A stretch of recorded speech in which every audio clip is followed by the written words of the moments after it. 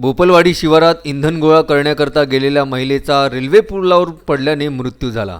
सविस्तर वृत्त असे की हिवरखेड बस स्टॉपच्या मागे राहणाऱ्या पार्वती महादेव धुर्वे वय 60 वर्ष या महिलास मंगळवारी काही महिलांसोबत बोपलवाडी शिवारात इंधन गोळा करण्याकरता गेल्या होत्या। इंधन गोळा झाल्यानंतर सदर महिला बोपलवाडी शिवारात रेल्वे पुलावरून घरी येत असताना नरखेडवरून अमरावतीकडे जाणारी रेल्वेगाडी पुलावर आली असता पुलावरून इंधन घेऊन उभी असलेली महिला रेल्वे येताच जोरदार हवा आल्यामुळे सदर महिलेचा तोल जाऊन पुलाखाली पडल्याने घटनास्थळीच मृत्यू झाला। महिलेवर मोर्शी येथील उपजिल्हा रुग्णालयात शवविच्छेदन झाल्यानंतर बुधवारी 11 वाजता अंतिम संस्कार करण्यात आले। अधिक तपास मोर्शी पोलीस करीत आहे। संजय गारपवार, विदर्भ न्यूज, मोर्शी।